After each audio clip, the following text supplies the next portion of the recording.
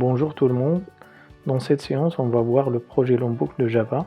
Le projet Lombok est un suppresseur de code standard, est un économiseur aussi d'espace qui génère du code Java dans le fichier .class au lieu du fichier de code source. On peut intégrer le projet Lombok avec plusieurs IDE. Parmi les IDE on a Eclipse, IntelliJ et d'autres IDE.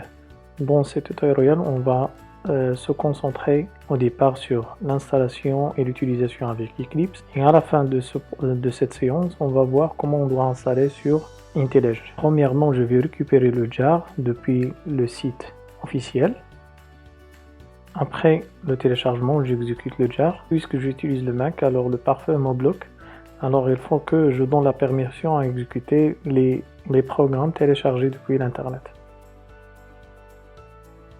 J'aille à sécurité et confidentialité, puis général, puis je clique ouvrir quand même. Ouvrir, je ferme l'onglet de sécurité. Alors maintenant le programme Lombok doit se lancer normalement. Alors le programme Lombok cherche les installations d'Eclipse. J'ai 3 instances d'Eclipse, ou bien 3 versions d'Eclipse. J'aimerais intégrer Lombok avec la version 2019-12. Alors je coche seulement cette version. Je clique sur Install et Update.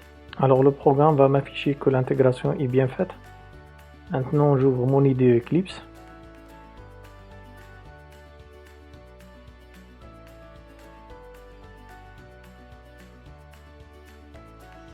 Je clique sur Launch ou bien Lancer. Après l'utilisation de Lombok, je dois créer un projet Java simple. Puis j'ajoute à ce projet la bibliothèque qu'on a chargée de Lombok. Cliquons à droite sur le projet, puis Build Path, puis Add External Archive. Pour moi, je préfère utiliser les projets Maven, c'est pour ça que je vais supprimer ce projet, parce qu'avec les projets Maven, je gère automatiquement les dépendances, ou bien mes bibliothèques. Dans le fichier pom.xml, maintenant j'ajoute les dépendances de Lombok. J'aille à l'internet, puis je cherche à Google Lombok Maven, puis je vais choisir la dernière version de Lombok. Je copie les dépendances, puis je le colle dans le fichier pom.xml. Après quelques secondes, Maven a chargé la bibliothèque de Lombok. Pour illustrer l'utilisation de Lombok, je vais créer 2 classes, une classe main et une classe student. Classe student, je vais ajouter 3 attributs. L'attribut name de type string, âge de type int et note de type listable. Pour accéder à ces attributs, il faut ajouter les getters et les setters puisqu'ils sont privés. Si vous remarquez bien, Eclipse maintenant ajoute ces méthodes dans le outline. Maintenant, dans ma classe principale, je peux accéder à ces champs, puisqu'on a les getters et les setters.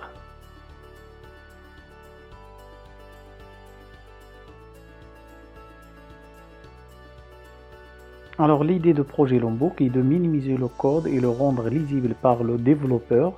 Si au lieu de générer des getters et les setters ou bien un autre code manuellement, ou en utilisant les deux, on va ajouter des annotations qui permettent d'avoir les mêmes fonctionnalités. Donc en adoptant cette idée, je supprime le getter et setter et je le remplace par @setter et @getter.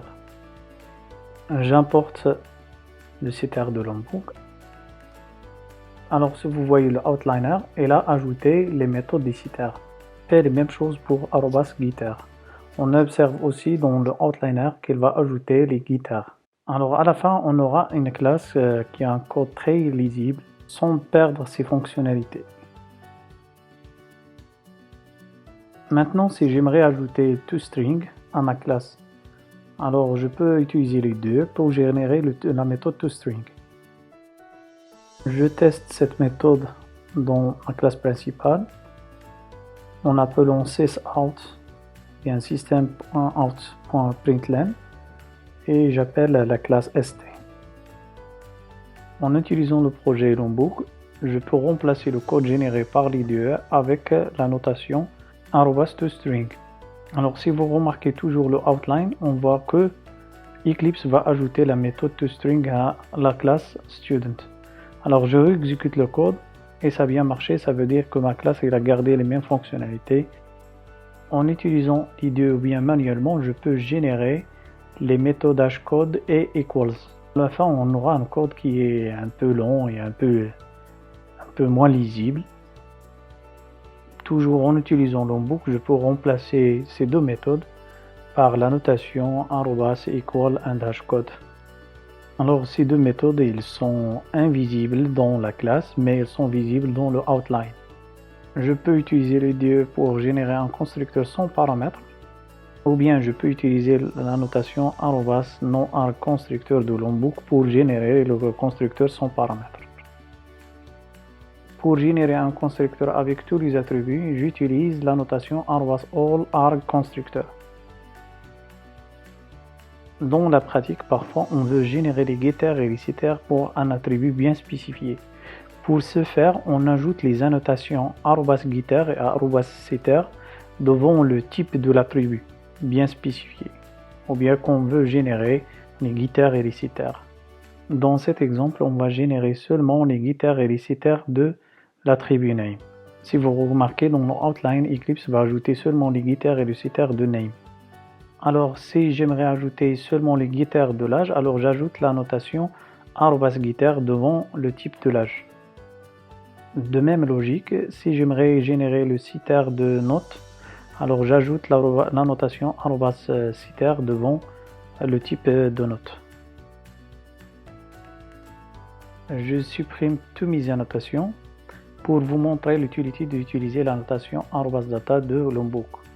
@data, c'est équivalent à utiliser les annotations suivantes: @toString, @equal and hashcode, @getter, @setter et @requiredArgumentConstructor. La dernière annotation, on l'utilise pour générer un constructeur à partir des paramètres ou bien les attributs qui sont non nuls. Ça veut dire qui ont la notation @nonNull. On peut ajouter @data, @allArgConstructor pour créer le constructeur de tous les attributs. Pour utiliser le constructeur avec tous les attributs, il faut que je respecte l'ordre d'apparition de ces attributs dans la classe. Par conséquent, il faut que je change la position de l'attribut âge par la position de l'attribut name, puisque j'ai appelé la classe main l'âge au premier et le name au deuxième, et le troisième c'est la note ou bien les notes. Maintenant je teste mon programme. Dans la deuxième partie de Lombok, on va voir l'utilisation du @builder et @sneakythrows. Si vous avez des questions, posez-le dans les commentaires et merci pour votre attention.